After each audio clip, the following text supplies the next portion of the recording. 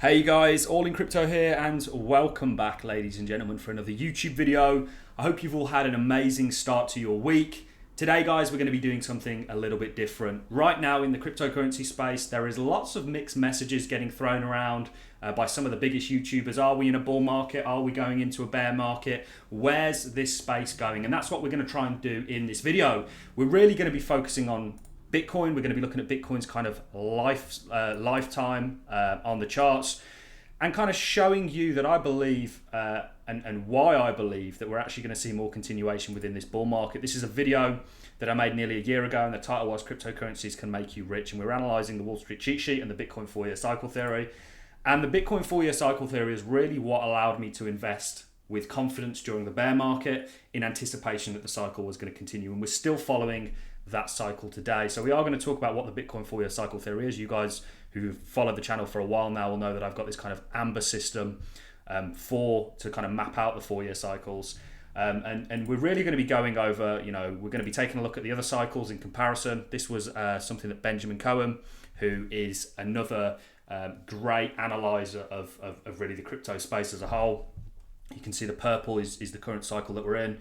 This was the first one here, this was the second one, this was the third one. So this was 2017's kind of blow off top, and this is the one that we're currently in. And this is going to really put things into perspective for you and let you guys know that actually everything's all right. The markets are very up, very down at the moment. And this has got many new people to the crypto space worried. There's this kind of, are we going to end this bull run early? Kind of argument being thrown around, are we going to see? Is what Bitcoin's currently gone through just an ABC correction, or certainly going to lead to a further C wave? So we're going to be trying to answer that in this video. So if that sounds good, guys, strap yourselves in and let's get straight into it. So first of all, what is the Bitcoin 4-year cycle theory? Well, you can pretty much see it, guys. You can see that Bitcoin works in these kind of wave-like motions that are the cycles. Now, Bitcoin follows the 4-year cycle theory really due to the fact that Bitcoin is a proof of work cryptocurrency, and every 4 years the supply of the inflation rate, if you will, of Bitcoin gets halved. This causes a bit of a supply crunch, and ultimately, miners, the people who run the network, get less Bitcoin, and this leads to a kind of price increase due to basic sort of supply and demands. There's less Bitcoin hitting the markets, and you see a kind of price increase. So first of all, guys, let's mark the halvenings. This halvening that we just had was in May 20, I believe. The one prior to that, and I'm just doing this off the top of my head, guys, so please correct me if I get any of this wrong, was July.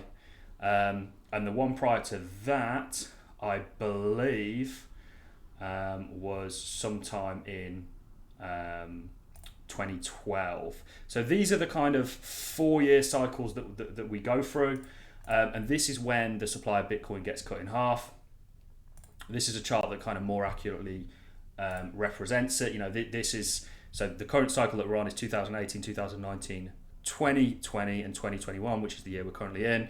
And 2021, or the last year of the cycle, like I'm highlighting for you now, is usually when we kind of have that parabolic mania. It's how we got price predictions of Bitcoin to 100,000, etc., etc. There's a kind of law of diminishing returns. Once a market cap has been established, so right now Bitcoin is at 829 billion, so it's not going to perform and have quite the same growth that we saw in 2013 or 2017, really, is it? I mean, the market caps were significantly smaller back here, so it's going to need more money to kind of flow in. But the reason I think that the price is going to continue, and it will all become very apparent as we go on with this video, isn't just because of this chart. It's because the fundamentals are there. You guys will know, if you follow me daily, that I always try and emphasize the fact that you are a part of a technological revolution. The one prior to this was the internet, and the one prior to that was sort of the PCs, the computer era. And the companies that have came out of both the PC kind of boom, the dot-com boom, and now the crypto boom are going to do very well. And you get the chance to be an early investor in that. And we are still very early. It's still a very speculative space. And I believe that this market, with 2 trillion today, is going to go to the tens of trillions in the future once it's really been established. So this is what causes these kind of 4 years cycles. And what we're going to do is we're going to draw them on. So what I'm going to do first of all is I'm going to change the color of these to, let's do orange, and let's make these a little bit thinner. just so that you can see. This might be a bit of a long-winded video, guys, but it is well worth a watch. Give you a bit more kind of certainty in the direction that we're heading. And what we're going to do is change this to green to kind of signal the start of the next 4 years. So this is the current 4-year cycle that we're in, and obviously this will be our last year that we're kind of in it until if we do continue to follow this, and we'll talk about, there's many theories out there about whether we will or we won't. Can you see the cycle's very symmetrically, if you will, sort of line up with the new year. So this is your current cycle that you're on, this was the prior one, and this is when your halvings take place, and you can see what happens after your halving takes place. Now what I really want to do is focus on the year and what that represents within the 4-year cycle theory, so the last year of the 4-year cycle theory, and what that looks like and why we're following it very accurately to today. I mean, we are definitely adhering to this. So this was 2013, the first kind of recognizable one. The data, Bitcoin came out in around about 2008, or really properly in 2009 when it was sort of being a little bit more traded. So there's not really much data prior to this, but what we can do is we can analyze the last kind of years. And can you see, you come up, you have this big sell-off. This is September right here, guys, which is the period we're in, and things don't really get parabolic until the end of the year, and we see that FOMO ensue. Very similar in 2017. Obviously they are going to look slightly different. Reason being is because in 2013 it was a very small market, so you had this kind of more irrational or volatile price action because the market cap was very small, so it didn't need a large amount of money to kind of move it in one way or another. We can see in 2017 we had frequent pullbacks of round about anywhere up to, I think, 43% was the largest one, and this was a very frequent occurrence. But ultimately, if you had only kind of zoomed out like we're doing today, you'd have really looked at these as buying opportunities. This was kind of May. We had the same thing occur with the cycle that we're currently in. Can you see? These things rhyme, you know. There is, and one reason I brought up the Wall Street cheat sheet and kind of mentioned this video that we did at the start, and what allowed us to invest with a lot of confidence, is because human beings ultimately drive markets, you know, and because human beings put their own money in, myself included, there is emotion attached to that, and that's really the key to being a good investor, is to detach yourself from that. So that's kind of why, you know, markets sell off at the same time of year. You can see this is September. September's typically, and this is in direct correlation with today's markets, it's typically a downwards kind of month. And what I'm going to do is I'm going to actually take this off log for you. Can you see? May sell off, September. We're doing a very, very similar thing to what we've kind of historically done in the kind of the blow off kind of the bull year, the main kind of, you know, year, the end of the Bitcoin 4-year cycle theory. We're following it very, very closely. So really, based on that, what do I think's to come? Well, what I'm going to do now, guys, is I'm going to actually, I'll keep the halvening one here. I'm actually going to put the start of the year. So this is 2017, and this was the start of 2013, thereabouts. So this is 2017. This is obviously where we currently are today, and I'll put a little mark. I hope you guys are following this and it's not too complicated. I'm trying to kind of put this in as much layman terms as possible, and hopefully give you my perspective on what I believe is to come. So you've still got a good 4 months of the year left to kind of go, or 5 months, or just 4 and a bit months left to kind of come for this year. So this was the first, and what I'm going to do now is I'm going to drop it off log, guys. So this is obviously a logarithmic chart. Also, in terms of adoption, on the note that you know, why I don't just believe the price is going to go up because of this chart. I believe that, you know, it's something that's in its kind of adoption curve. An adoption curve will look like this, guys. This is kind of your midway point. You are only really here, and we've still got all of this adoption, the trillions to kind of flow in, you know, it to become an established asset class before it kind of dies off and the hype finishes. So we've still got a while to go in the kind of life cycle or the adoption cycle for cryptocurrencies and blockchain technology, and we're still on that journey. You are still early, and the movements within the space, the kind of volatility of it all is a real attribute of, or a key sign of the fact that you're early. And this is gold. I'll just show you very quickly. You know, you can see Wall Street cheat sheet at play here. Human beings obviously driving the markets, and it looks very similar to Bitcoin. And this is really the kind of adoption curve, if you will, and what we're looking at today. And I believe Bitcoin still has a lot more adoption to come. So let's go back to 2013. Let's take it off the logarithmic chart. Logarithmic chart just kind of quietens the chart. Otherwise, you're looking at all these kind of really crazy price movements. And if we really analyze 2013, guys, we can see how we started the year. You get your sell-off in May, like we've just gone through. Let's actually do this, guys. So this is the start of 2013. You come up, you have this kind of sell-off in May, like we've just gone through. And then you come up out the back end of it. And you don't go back to where you were. This is September, and it's really not until the second half of the year, guys. So this is September. After September, things go parabolic. So really October, I'm expecting fireworks for the crypto space in October, and I ultimately believe you are still following this kind of theory. Let's take a look at 2017. It looks very similar. Remember, 2013, 2017, and 2021, which we're currently in, are all the last year of this kind of 4-year cycle theory that follows the halvening. And altcoins, you can apply this to altcoins because Bitcoin drives the market. You know, you can see that's very apparent with the total money in crypto. And of course the Bitcoin chart, they look very, very similar. So this really applies to altcoins. So let's take a look at a bit more of an in-depth guide to 2013 or 2017, sorry. So you start your year, you come up. This is your kind of May sell-off here, what we've just currently gone through. You guys may not be able to see that because of my big head. So this is May, this is September, and you can see it's not really until October, you know, these kind of last months of the year that you get this kind of parabolic mania. And we are following this very, very closely. Now, of course, they're going to look different. The market conditions are different. You didn't have institutions, we didn't have, and one reason during this sell-off, we had kind of, and we still are a bull on crypto as a whole, and ultimately believe you are still following this 4-year cycle theory. But we came on here in a 55% sell-off. People were saying, no, that can't happen in a bull market. That's very unorthodox, because in 2017, we only had these kind of 40% sell-offs. The reason we had a 55% sell-off was really largely due to leverage. You know, in 2013, we had a similar thing, but the market was a lot smaller. But in 2021, you know, there's so much leverage in the system. It really allowed, you know, you've got to remember that price is determined by a very small amount of the overall supply being traded on exchanges. It's actually a complete lie in retrospect to true value. And we've made a longer video explaining how markets work on this channel. So this is where you are today, guys. And you can see the similarities. You come up, this is kind of May sell-off, September sell-off. And ultimately what I'm expecting is a recovery from here and continuation in very much a similar way to 2017 and 2013. You're going to get that kind of parabolic end to the year. So 2013, 2017, you're going to get that kind of parabolic end to the year. That's what I'm expecting.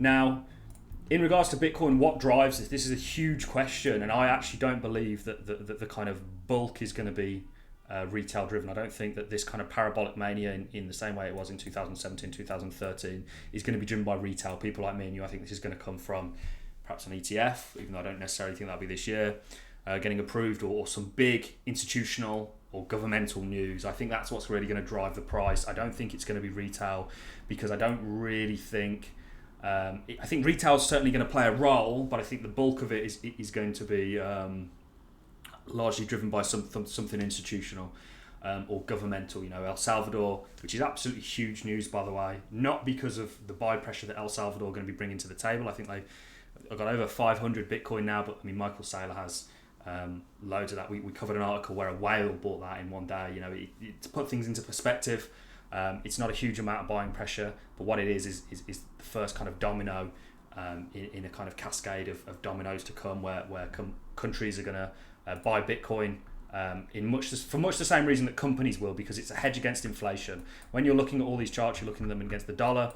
The dollar, if you look at the stock market and everything like that, it's a linear chart that just goes up and to the right. And the reason being is because, you know, the dollar cash is trash. It's Ludwig von Mises that said that. Very famous quote. And Ludwig von Mises is an old Austrian economist, somebody who I've got a lot of respect for and his kind of teachings.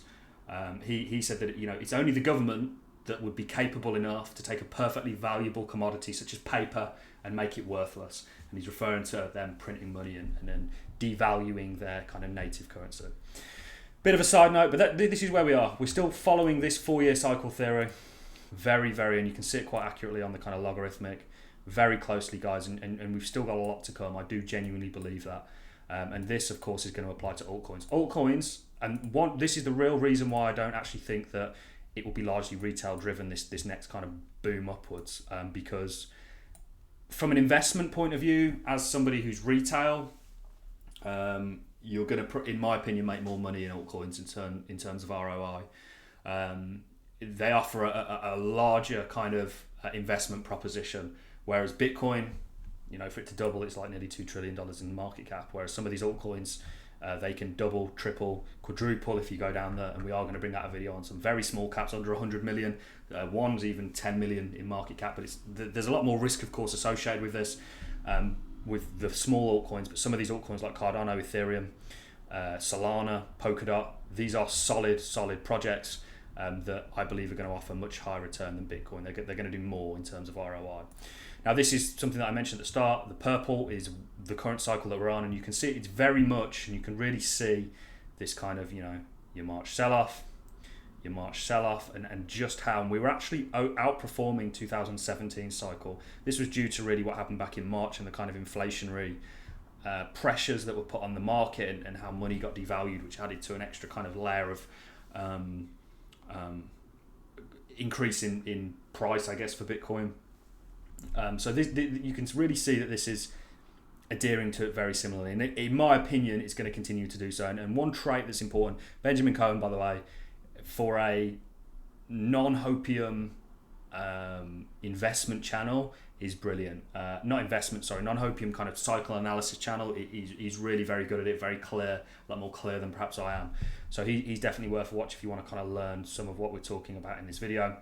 I'm sure he's got videos on the 4-year cycle here, but this chart is really hard. So this was your first one. It's obviously the 2013 one. The yellow is 2017's one, and this is the one we're currently in. And we actually overperformed it, like I say, due to the inflationary pressures.